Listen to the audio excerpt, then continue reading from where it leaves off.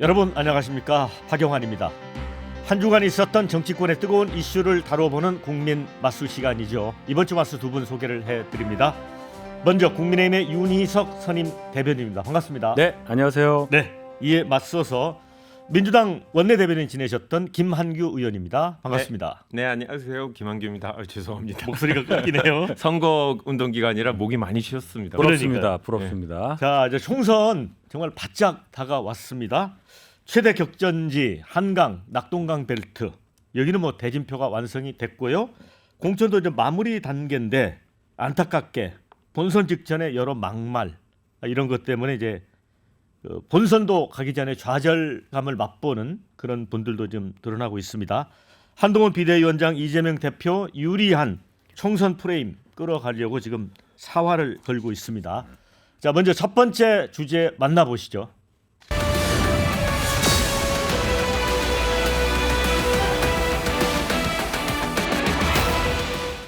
먼저 양당 모두 이제 선대위가 꾸려졌는데 특색이 있습니다. 국민의힘은 한동훈 비대위원장을 원톱 이렇게 하고 수도권에 나경원, 안철수, 원희룡 그리고 윤재 원내대표 이런 중량급 정치인들을 이제 전면에 내세웠죠. 자, 윤희석 대변인, 네. 이거를 보면 진영을 보면 이제 수도권에 사활을 걸겠다. 네, 이런 의지가 담긴 거죠. 그렇죠. 지난 총선 지금 의석 분포 보면 저희가 많이 모자라는데 그 이유는 당시 수도권 121석 중에 저희가 무소속 포함해서 17석밖에는 그렇죠. 21대에 못 들어왔잖아요. 그럼 100석 이상을 민주당에서 차지한 건데 그 상태로는 지금 이상의 의석수를 확보할 데가 없지 않습니까? 저희가 뭐 영남을 다 얻는다 하더라도 그렇기 때문에 그럼 이번에는 최대한으로 수도권에서 승부를 걸어서 의석수 격차를 줄이고 또 더 잘해서 제1당 과반까지 가자 뭐 이런 건 당연한 전략이라고 볼 수 있습니다. 자, 이제 민주당은 이재명 대표, 이해찬 전 대표, 그다음에 김부겸 전 총리 이제 삼각 체제죠. 이제 이재명 대표가 이제 지역구에 출마한 것도 있겠지만 어찌 보면 이 세 분의 역할 분담이 있는 것 같아요. 네, 그렇습니다. 이해찬 전 대표는 2020년 총선을 승리로 이끌었고 또 민주당에서 여러 선거를 지휘했던 기획통이기 때문에 민주당의 전통적인 지지층이 믿고 신뢰할 수 있는 그런 역할을 해주실 거라고 봅니다. 김부겸 선대위원장은 총리 출신이지 않습니까? 그리고 대구, 영남 출신이기 때문에 기존의 민주당 지지층에 더해서 중도와 보수까지 확장할 수 있는 각각 세 분의 선대위원장이 담당하고 있는 역할이 명확하게 나눠진다라고 보고 있고요. 실제로 지금 하시는 역할도 이해찬 대표 같은 경우에는 구체적인 현안이 있을 때 명확하게 결정을 하는 그런 중심축 역할을 하시고 김부겸 위원장은 외부로 특히 중도층이 있는 곳을 공략을 하면서 당의 외연을 넓히는 역할 분담은 명확하게 돼 있다. 문제는 그 역할 분담을 얼마나 앞으로 잘 수행했느냐 이런 과제가 남아 있는 상황입니다. 네, 이제 지난달 국민의힘이 정말 엄청난 상승세를 지속을 했습니다. 그런데 이제 이달 둘째 주부터 주춤입니다. 뭐 이렇게 이런 기류인데, 근데 여론조사는 이제 추세가 중요하거든요, 윤희석 대변인. 네. 그래서 상승세가 꺾인 이유를 당에서는 어떤 걸로 분석을 하고 있습니까? 일단 2월 달에 저희가 굉장히 해피한 시간을 보냈는데요. 어떤 면에서 보면 약간의 착시가 있었던 게 아닌가 생각을 합니다.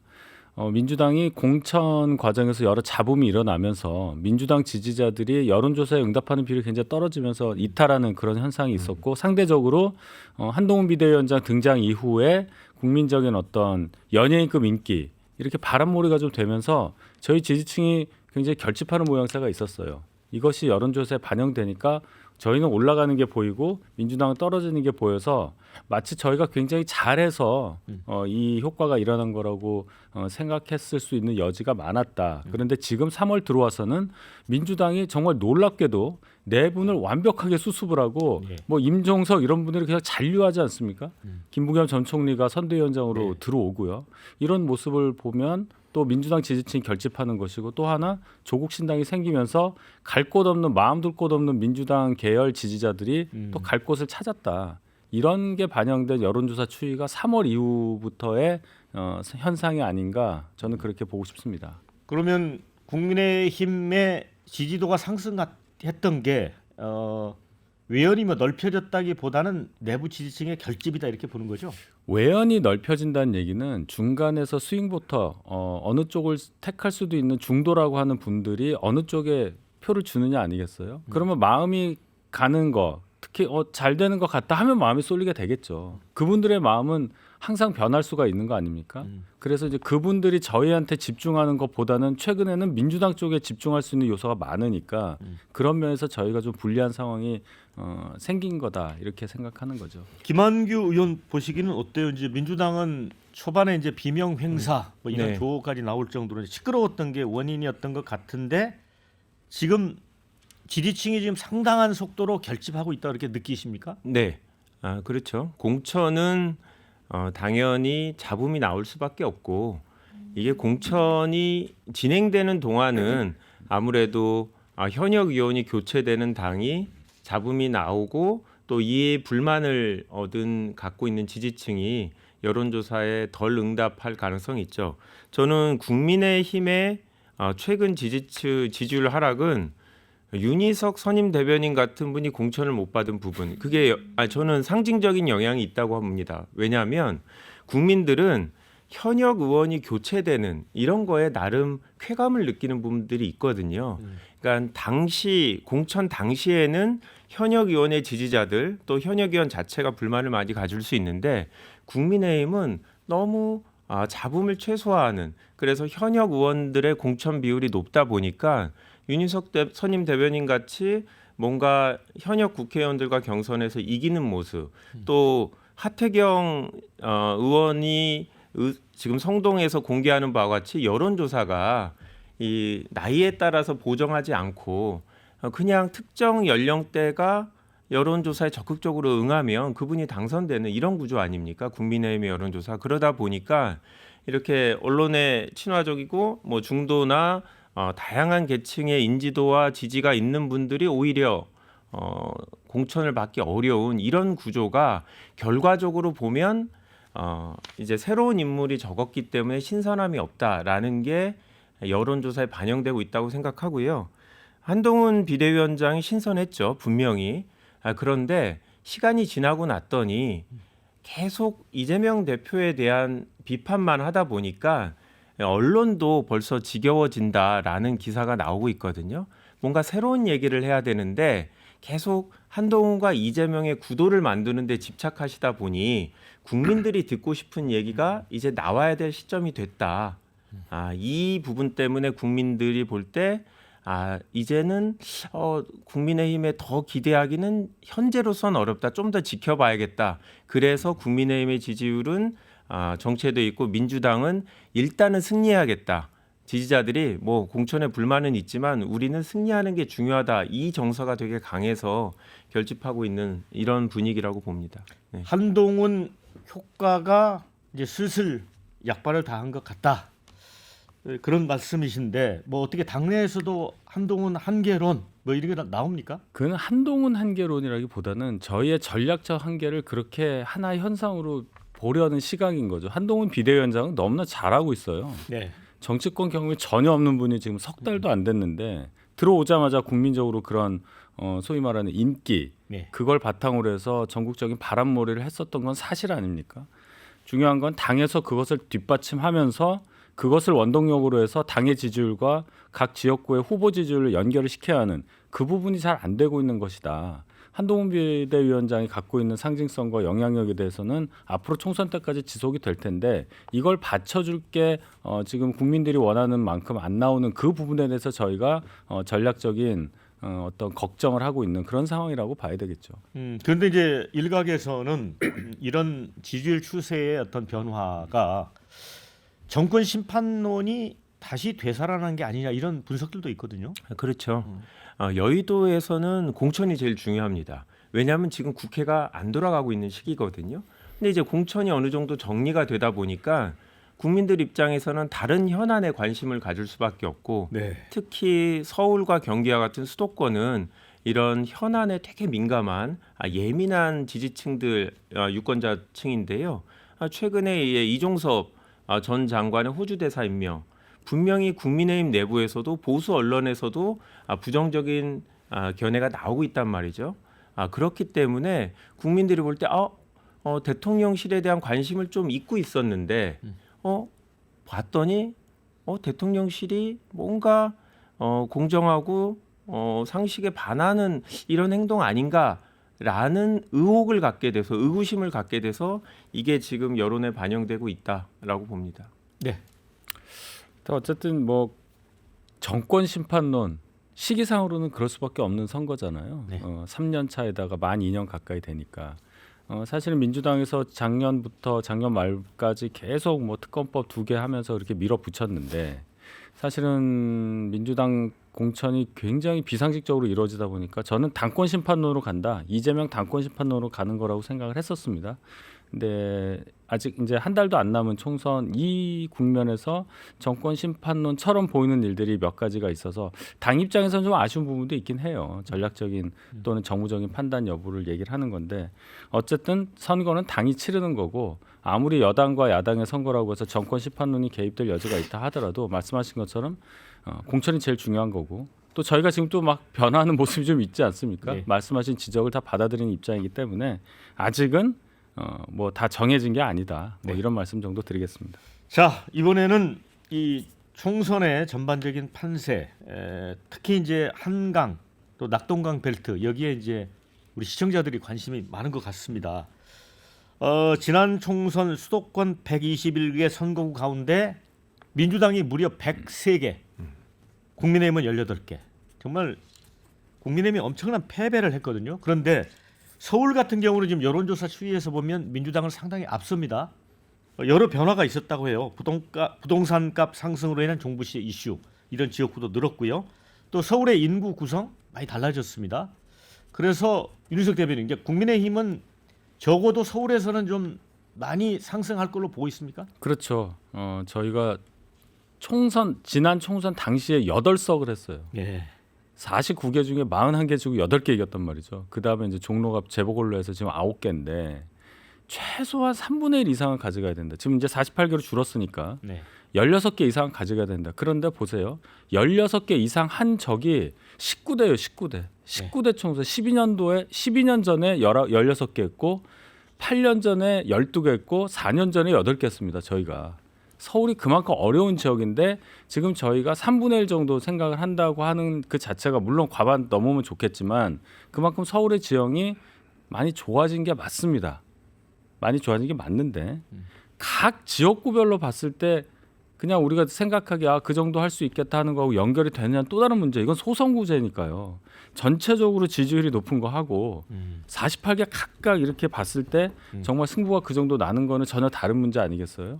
그런 면에서 걱정스러운 부분이 조금씩 있다. 특히 한강벨트 중심으로 해서 뭐 작은 차이라도 소선구제면 지면 지는 거니까요. 그걸 어떻게 이기는 방향으로 할 거냐는 막판 그 짜내기 전략 뭐 이런 것들이 굉장히 중요한 그런 선거가 될 거라고 저는 봅니다.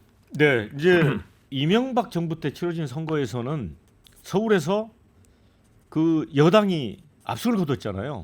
그러니까 이제 민주당 입장에서는 경기도는 뭐 상대적으로 좀 상황이 좋아 보이는데 굉장히 신경을 쓰고 있죠. 네, 그렇습니다. 공천이 중요하다고 하는 건 말씀하신 대로 이명박 정권 때 치른 총선에서는 저희 당 공천 관련해서 좀 국민들의 불판이 있었습니다. 특정 세력에 치우친 공천이었다라는 이야기가 있어서 예상과 다르게 저희가 졌었는데요. 이제 공천 관련해서 서울과 경기, 인천의 민심이 되게 예민하게 움직이는 것은 해당 지역의 국회의원 후보가 아니더라도 네. 다른 지역 후보, 예를 들어서 서울 시민의 뭐 지적 수준에 대해서 교양 수준에 대해서 문제 제기한 장해찬 후보, 예. 부산 후보라고 할지라도 분명히 서울 유권자 입장에서는 관심을 가질 거고요. 공천 취소가 됐습니다만 5.18 관련해서 망언을 했다고 하는 도태 후보 이런 부분들의 발언들이 수도권에 영향을 많이 미치죠. 그러다 보니까 각 당이 지금 문제 있는 망언을 했다라고 하는 후보들의 공천을 취소하는데 제가 봤을 때 지금은 박빙 상황이라고 봅니다. 박빙. 예, 민주당이 유리한 곳이 조금 더 많아 보일 수는 있는데 그게 큰 차이가 아니라서 수도권 내에서는 언제든지 뒤집힐 수 있는 상황이고 그래서 양당 지도부가 공천 취소를 하더라도 일종의 잡음을 감수하더라도 서울 경기의 여론에 되게 민감하게 반응해야 되는 순간이라고 생각하고요. 아직 본 후보 등록일까지 시간이 남았기 때문에 저는 잡음이 나오는 후보들에 대해서는 전국적으로 각 당이 추가적인 공천 취소와 후보자 교체 있을 수 있는 상황이고 또 어떻게 보면 그게 전략인 그런 상황이라고 보입니다. 네.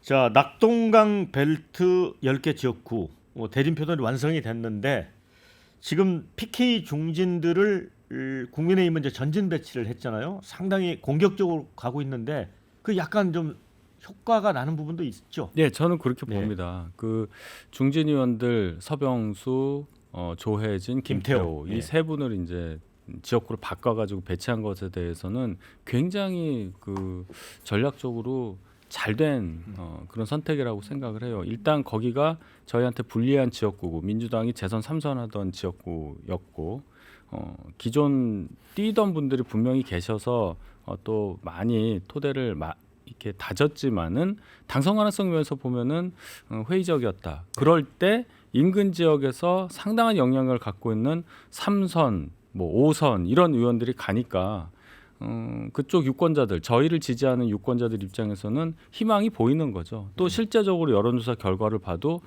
단적인 예로 두 전직 경남지사 간의 대결로 볼 수 있는 네. 김태호, 김두관 이 두 분의 대결이 굉장히 재미있잖아요. 네. 그리고 결과도 물론 여론조사는 뭐 다를 수 있겠지만 저희한테 그렇게 나쁘지 않은 결과가 나온다.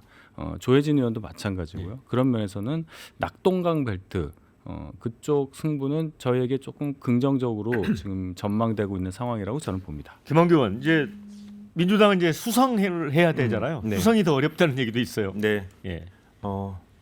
이번 정부 들어서 부산 경남 지역에 관심을 많이 보이고 있죠. 예.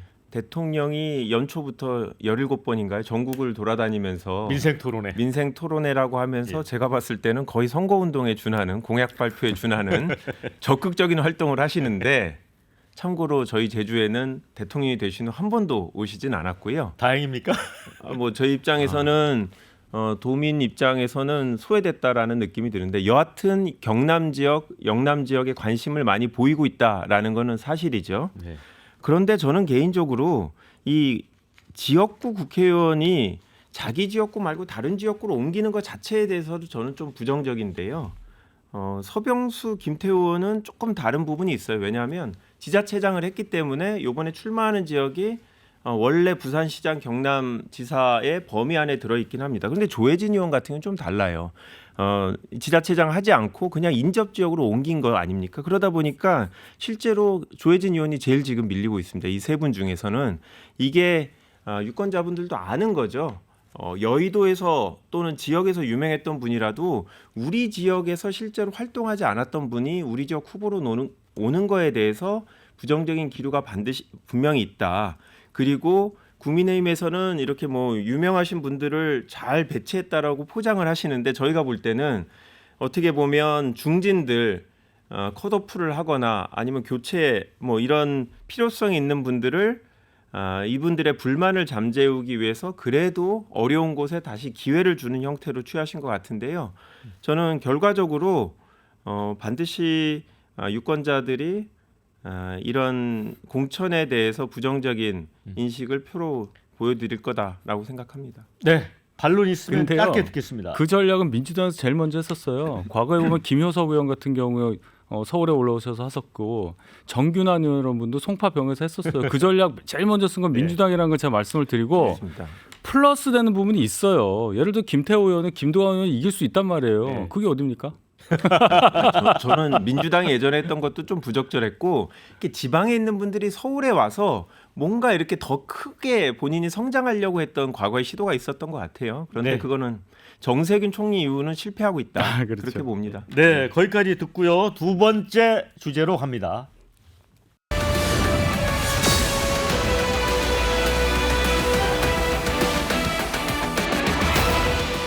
저도 이제 이번 총선 과정에서 개인적으로 깜짝 놀랐던 부분이 조국 혁신당의 급부상입니다.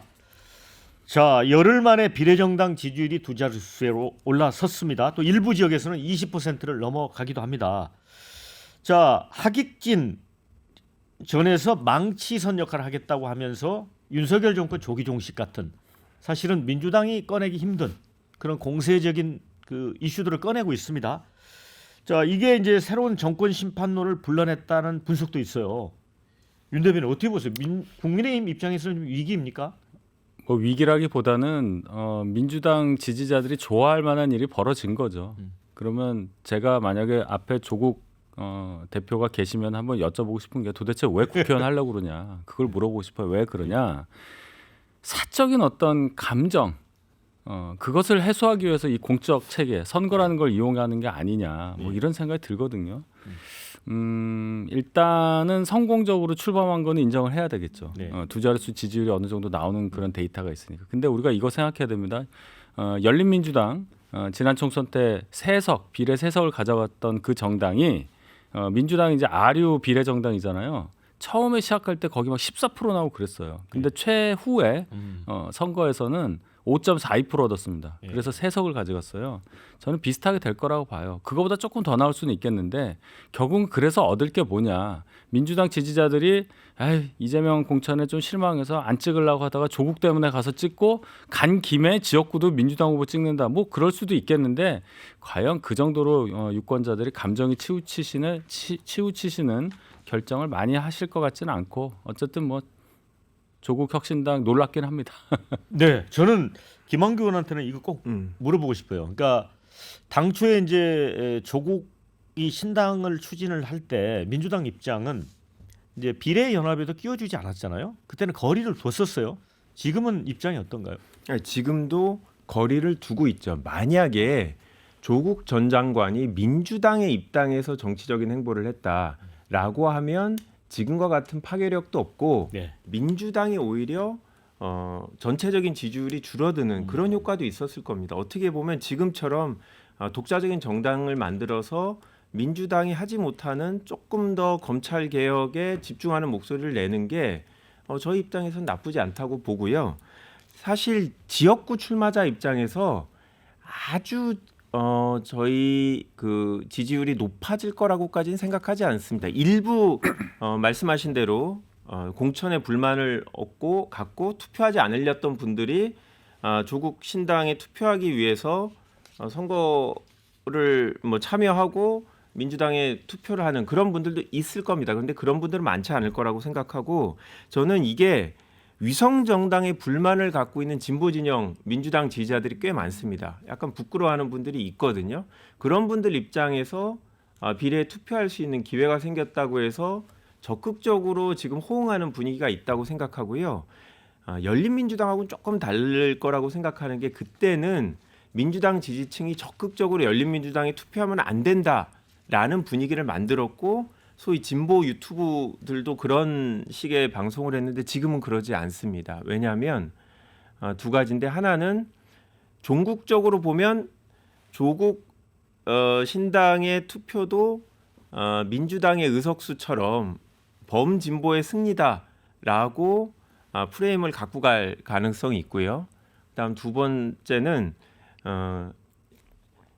저희 그 위성 정당이라고 준위성 정당이라고 이제 밖에서 표현하는 이 비례 정당의 후보들이 아직 안 정해졌어요. 그러다 보니까 비교가 안 됩니다. 저쪽은 어떻게 보면 선명한 인물들이 딱 있어서 일단 조국이라는 아주 상징적인 인물이 있고 반면에 비례 정당은 오히려 지금 잡음이 있고 하다 보니까 지금은 이제 아무래도 비례 비율이 높게 지지율이 나올 수밖에 없는데 지금보다는 좀 줄어들겠지만 열린민주당 때보다는 높아질 거다라는 생각이 들고요.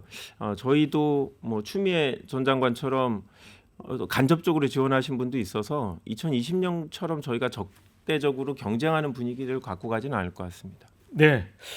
그런데 이제 국힘 입장에서는 이제 조국 대표나 이재명 대표 모두 이제 사법 리스크를 안고 있기 때문에 이런 부분에 대해서 이제 향후 공세를 취하지 않을까요? 지금도 하고 있죠. 네. 특히나 뭐 이재명 대표 너무 많이 말을 해서 뭐 그렇다고 치는데 조국 전 장관은 지금 2심에서도 유죄예요. 법정 구속 안 된 게 이상하다고 할 정도로 만약에 법정 구속이 됐으면 이러지를 못했을 겁니다. 뭐 비슷한 사례가 있죠. 송영길 전 대표는 아직 뭐 유죄가 난 건 아니지만 구속 상태에서 뭐 소나무당이라고 만들었는데 활동할 수가 없잖아요.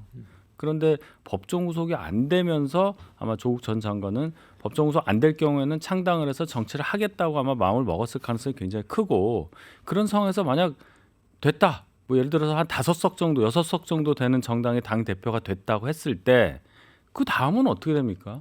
우리 사법 절차상 결론은 대법원에 선고 날 거예요. 뭐 파기환송 얘기도 있는데 결국은 확정이 될 겁니다. 징역 2년이잖아요. 그럼 들어가야 되고 의원직은 박탈이 됩니다. 물론 조국 전 장관 얘기하는 것은 비례기 때문에 다음 순번에 나의 동지가 나의 뜻을 이어가면 된다 이렇게 얘기하지만 국민의 선택권에 훼손이 간다는 그 지적만큼은 비판적으로 받아들일 수밖에 없는 거예요. 그런 차원에서 제가 왜 국회의원 하시려고 하느냐 그 말씀을 묻는 거 아니겠어요? 적어도 개인적으로 사법 리스크는 정리한 다음에 대중정치에 나서는 게 도리지 이렇게 본인이 그동안 5년 동안 개인적으로 수모를 당했다고 해서 그것을 정치적 방법으로 비법률적 방법의 명예회복이라는 이상한 단어를 만들면서까지 이렇게 해야 되느냐 그것은 정말 두고두고 비판받을 거라고 저는 생각합니다. 지금 윤선임 대변인의 비판 같은 게 지역구 후보자라면 되게 타격이 있을 것 같아요. 근데 이게 비례기 때문에 조금 다릅니다. 그리고 지역구 후보자 같은 경우는 소위 중도나 무당층 스윙 보터에 소구를 해야 승리할 수 있는 거잖아요. 그런데 비례는 이 어떻게 보면 이념적인 스펙트럼의 가장 왼쪽이나 가장 오른쪽에 있어도 이 적극적인 지지층 몇 %만 있으면 의석수를 얻을 수 있고 그거를 가장 지금 활용하고 있는 게 조국신당이라고 생각하고요. 조국혁신당의 경우에는 지금 말씀하신 수사 관련해서 그래 뭐 조국 뭐 대표가 형사적으로 책임이 있을 수 있어. 근데 그거하고 동시에 수사의 공정성에 대한 의문이 있어. 그거에 대해서 우리의 의사를 표시해야 돼.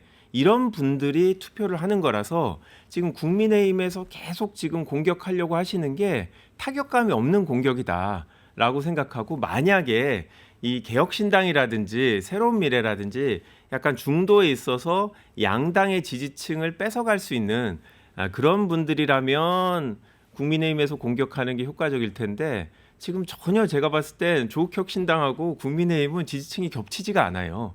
그래서 서로 지금 그냥 각자의 목소리를 내도 상대방한테는 별로 타격이 없는 공격들을 서로 하고 계신다. 좋은 지적이에요. 네. 그래서 조국혁신당 얘기 제가 아까 처음에 저한테 여쭤보셨을 때 놀랍다. 뭐 이 정도 얘기했는데 결국은 민주당 계열 지지층 간의 반목과 분열의 결과가 나올 수밖에 없다. 그러니까 제로섬 게임이라는 거죠. 예, 제로섬을 넘어서 얼마 전에 그런 사진 있었잖아요. 이재명 대표는 조국 대표가 만나서 악수하고 뭐 그렇게 했잖아요. 그 굉장히 의미가 많은 거예요. 조국 대표가 만약에 사법 리스크를 피하고 어쨌든 뭐 파기환송이 돼서 뭐 살아남는다고 쳤을 때 27년 대선 후보 그것만 향해서 가고 있는 이재명 대표에게는 가장 위협적인 상대가 조국 대표가 될 거다. 그래서 지금 지지자들 사이에서도 조국 신당에다 표를 몰아주지 말라. 소위 개딸스러운 분들이 그렇게 얘기하고 있고 서로 싸우고 있는 이른바 모습이 있단 몰빵. 말이죠. 예, 몰빵 얘기하면서 결국 N빵이 아니라 몰빵. 이게 잠재되어 있다고 보는 거예요. 저희는 그걸 즐길 입장은 아니지만 그런 전략적인 측면도 있다는 것을 인지하고 있습니다. 네. 2027년 많이 남아갔고요. 저희 거기까지 생각할 여력도 없고 지지자들도 그러지는 않을 거라고 생각이 들고요. 아까 말씀드린 대로 윤석열 정부의 심판 이거를 저희가 총선의 주요 아젠다로 가기 때문에 그런 목적에서는 같은 뜻을 갖고 있는 재정당이 합쳐 있는 게 저희한테 나쁘지 않고 선거가 명확하고 선명한 야당의 모습을 보여줄 수 있다라고 생각하기 때문에 어떻게 보면 전략적 제휴를 하고 있는 거고 결과 측면에서도 설사 민주당과 민주당 비례정당의 득표가 아니더라도 전체적인 진보 전역의 승리면 22대 국회에서 정부를 견제하는 데 충분한 역할을 할 수 있다. 일단 저희는 견제할 수 있는 힘을 갖는 게 목표고 국민들한테 그거를 요청드린 거고 그거는 국민의힘과 국민의힘 비례정당만 아니면 같이 연대할 수 있지 않나 생각합니다. 네. 자, 그리고 이제 마지막으로 짤막하게 한 30초씩만 답변을 해주십시오. 이제 조국 대표가 1호 법안으로 한동훈 특검법 발의하겠다고 했고요. 지금 국민의힘은 조국 황운하 방지법 그걸 지금 발의를 했죠. 네. 왜 그런? 그러니까 이 정치 상황이 너무나 부조리극 같은 요소가 있어서 그런 거 아니에요. 조국 대표가 그런 한동훈 특검 법안을 1호로 하겠다고 하는 것 자체가 정치의 품격을 너무나 낮추는 거. 제가 말한 사적 복수를 위해서 공적 체계를 이용하는 거다 이 얘기를 하는 거고. 예. 네. 그 지적 사적 복수를 위해서 1호 공약을 내놨다. 짧게 답변하시죠. 그 지지층은 본인들의 불만을 해소해주는 법안이라고 생각합니다. 조국 전 장관, 조국 대표 개인의 문제라고 네. 생각하지는 않을 네. 겁니다. 네. 자, 이제 세 번째 주제로 가보겠습니다.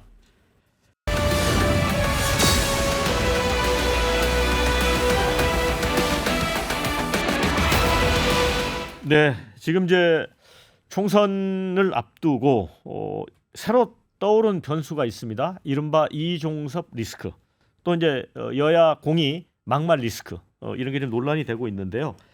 최상병 사망 사건 외압 관련 수사를 받고 있던 이종섭 전 장관 호주 대사로 임명이 됐고 또 이제 출국을 했잖아요. 이게 법무부가 이거는 이제 허용을 해줬는데 이게 지금 여당에는 지금 악재가 되고 있는 것 같습니다. 최근에 이제 수도권 벨트에 출마했던 분들이 이거 한동훈 비대위원장이 나서야 되는 거 아니냐라는 목소리까지 내고 있다고 해요. 어떻습니까? 그러니까 이게 국민적인 일반적인 관점에서 보면 마치 수사를 피하기 위해서 해외로 가게 만들었다. 뭐 이 얘기를 뚜렷하게 막을 만한 논리가 없어 보인다는 거예요. 겉으로 볼 때는. 그렇기 때문에 이게 선거의 악재다. 그래서 후보들이 굉장히 지금 불편하다. 뭐 이게 지금 당내 전반적인 분위기입니다. 대통령실에서 설명을 했죠. 안보실장이 얘기하기를 대사직을 임명하는 과정에 있어서 아그레망이라고 하죠. 예. 그거를 받고 뭐 이런 절차적인 외교 관계가 상대가 있으니까요. 그 과정이 거의 뭐 2달 정도 걸리는데 무슨 수사를 받지 않기 위해서 어떤 사람을 그리로 보내려는 그런 과정을 밟기 위한 과정으로 보기 너무 길지 않느냐. 그리고 그동안 핵심은 공수처에서 6개월 이상 이종섭 전 장관을 조사하지 않았다. 이게 핵심입니다. 그럼 조사할 때까지 기다렸다가 이 대사 임명을 해야 되는지 이런 얘기예요. 이렇게 설명이 길어지잖아요, 저희가. 예. 그렇게 될 때는 대중이 받아들이기에 딱 들었을 때 저희한테 이렇게 유리하지 않다. 이런 면에서 보면 무슨 정무적 판단이 필요할 여지가 있느냐 이런 지적에는 어느 정도 공감을 합니다. 네. 김한규 대변인, 이제 대통령실은 임명 차례는 없다 이렇게 못을 박아 버렸습니다. 어찌 보면 퇴로를 막아 버렸는데 이거 민주당한테는 오히려 호재가 되는 건가요? 뭐 선거에 저희가 이용하려고 한다기보다 그냥 공정과 상식에 맞지 않다라는 거를 국민들이 인식할 수 있는 기회다. 저는 당연히 임명 철회는 없을 거라고 생각합니다. 이번 정부가 뭐 방향을 정하면 일단 쭉 밀고 가는 스타일이라서요. 이런 잡음이 나올 걸 알면서도 이런 조치를 취했다고 봅니다. 왜냐하면 지금 대통령실에서 설명하는 것 자체가 여러모로 모순이 되는데요. 네. 공수처가 입건한 게 1월입니다.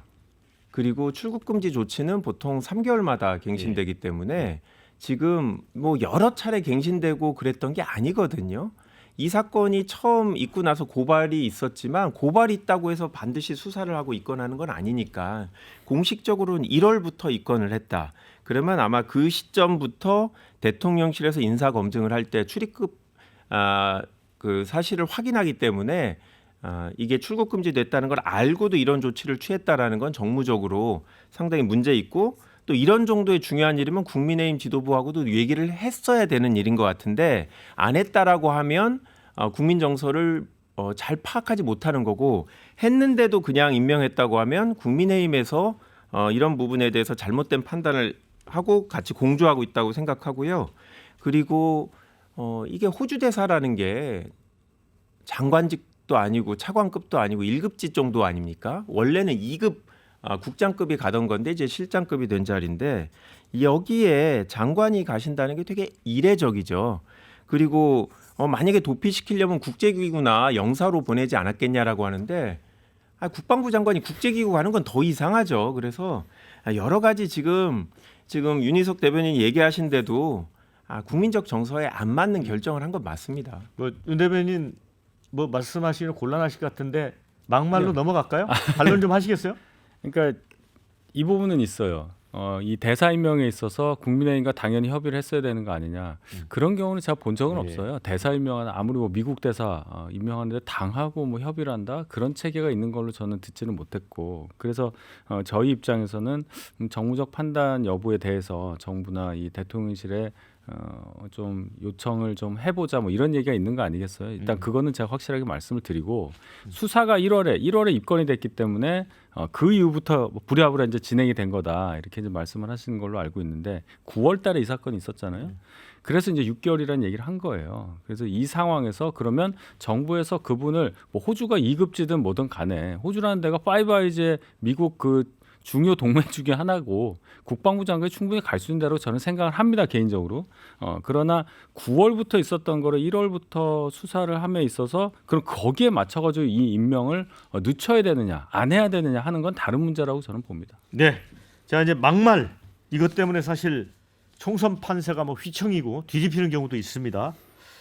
자 도태우 후보의 경우에는 이제 5.18 관련 발언인데 한동훈 비대위원장이 재검토 지시를 했는데 공천을 유지했다가 또 취소를 해버렸습니다. 그다음에 정봉주 후보는 아직 이제 공천 확정이 안 됐기 때문에 공천 배제를 했죠. 자, 이 부분은 어떻게 보십니까? 수도권 특히 이제 서울의 민심을 고려해서 이런 공천 배제 내지는 공천 취소 결정을 하고 있다라고 보고요. 그만큼 박빙의 선거고 수도권 여론이 이런 현안에 아주 요동치는 것들을 여론조사로 보기 때문에 양당 지도부에서 이런 결정을 할 수밖에 없었다라고 생각하고요. 사실 지금 문제되는 후보들은 더 있습니다. 이 대전의 국민의힘 조수연 후보 같은 경우에는 제주 4.3 관련해서 예전에 태용호 의원과 비슷하게 김일성의 지시를 받은 무장폭동이다 이런 얘기를 했는데요.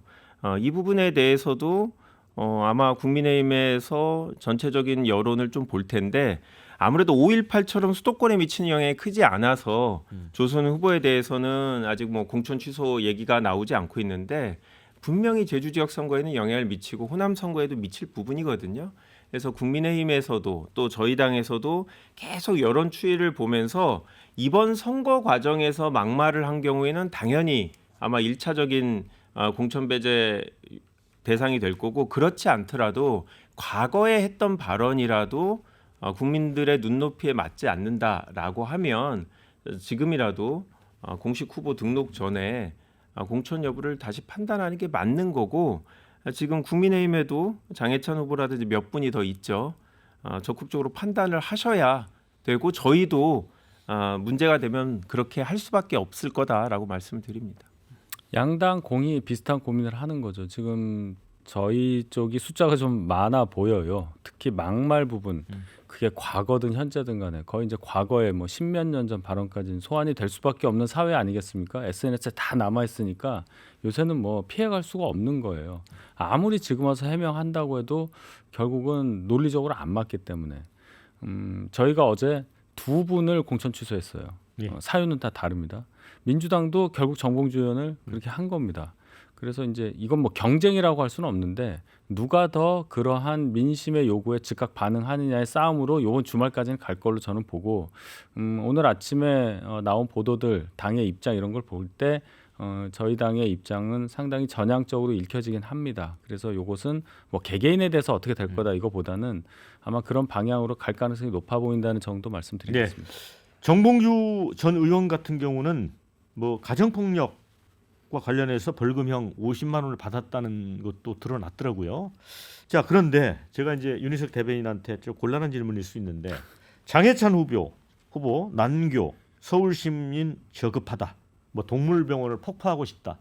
이들 논란이 되고 있는데 어떻게 될 것 같은지 답변을 잘 하셔야 될 것 같습니다. 장해찬 후보가 그동안 굉장히 선명한 발언을 통해서 적어도 저희 지지층에게는 굉장히 열광적인 지지를 끌어낸 그런 분이라고 저는 평가합니다. 그렇기 때문에 이번에도 초선 의원을 이기고 경선에서 이기고 부산에서 후보가 됐는데 이런 우려가 사실 있었어요. 그 선명한 부분의 뒤에는 과한 부분이 있기 때문에. 선명. 근데 지금 보면은 말씀하신 그 단어들을 보면 이건 정파와 관계없이 이게 받아들여질 수 있는 발언의 수위냐, 공인이 됐을 때 그 사람이 과거에 했던 발언으로 용인될 수 있느냐 부분에 대해서는 의문이 있는 게 사실이죠. 당에서도 그 부분, 특히나 서울 시민을 적시한 부분도 있고요. 네. 또 우리가 거의 뭐 쓰지 않는 그런 아주 별로 안 좋은 단어까지 쓰면서 여러 가지 얘기를 한 네. 것에 대해서 전국 선거에 영향을 미칠 수 있을 만한 상황이 있다고 보고, 특히나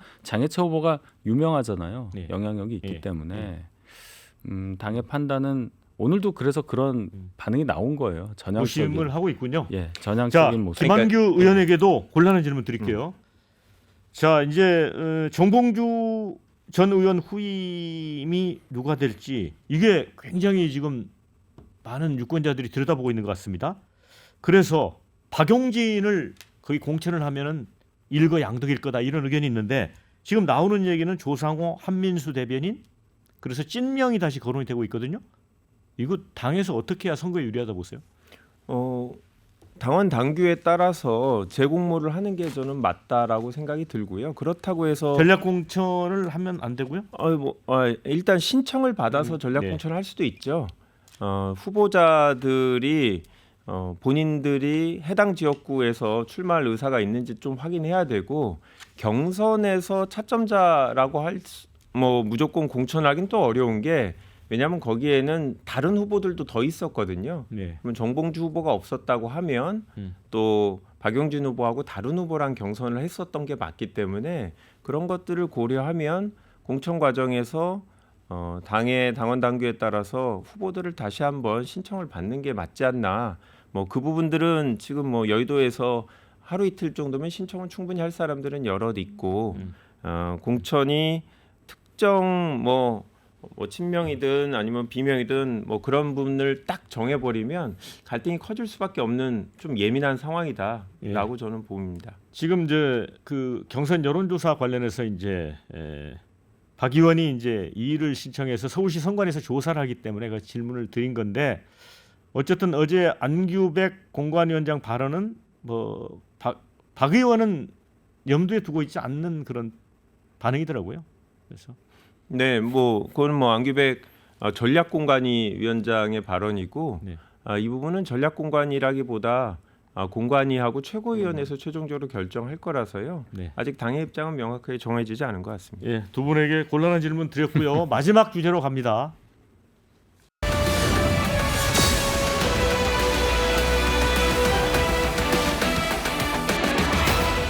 네, 자 요즘 이제 3지대 신당들, 개혁신당, 자 새로운 미래, 잠이 안 올 것 같습니다. 이낙연 대표 이런 분들, 또 이준석 대표.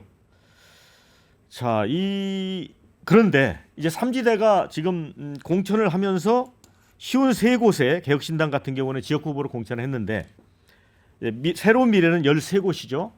근데 괜찮은 후보들이 꽤나 많이 있습니다. 그래서 이런 3파전으로 갔을 때 이게 또 어느 당이 1당이 될지 2당이 될지 굉장히 좀 헷갈리게 만드는 부분이 있는 것 같아요. 근데요, 3파전을 하게 되면 비슷한 쪽이 하나 더 나온 쪽이 되게 불리하다. 네. 그런 이제 얘기를 해서 이 판세가 바뀐다 이렇게 주로 보는데 꼭 그렇지도 않아요. 그 3파전을 할 때 굉장히 세 분이 비슷비슷해야 됩니다. 비슷비슷.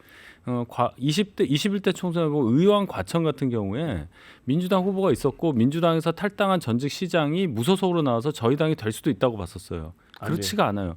요 분이 15%를 얻었어요. 3등한 민주당 무소속 후보가, 민주당에서 나온 무소속 후보가. 그런데도 됐단 말이에요, 민주당 후보가. 그러니까 그것만 믿고선 저희가 이긴다고 볼 수도 없고, 또 역으로 개혁신당 후보가 나왔기 때문에 민주당 후보 혼자 나오면 된다 이렇게 볼 수가 없는 거예요. 왜냐하면 또 하나 이유가, 양양재 후보 같은 경우 보자고요. 개혁신당에서 굉장히 대표격으로 볼 수 있는 분이 삼성전자 상무 출신이고 반도체 벨트 완성한다 하면서 용인 갑에 지금 나왔는데 지지율이 물론 여론조사지만 4%예요. 4%. 영향을 주기가 어려운 그런 비중이라고 저는 보거든요. 그런 차원에서 개혁신당과 새로운 미래 이쪽에 지금 고민이 있다 이렇게 봅니다. 저는 전체 선거구에서 관심을 가질 만한 선거구는 거의 없다. 없다. 예, 이준석 후보 정도를 제외하고는 10%를 넘는 분이 없을 것 같다라는 생각이 들거든요.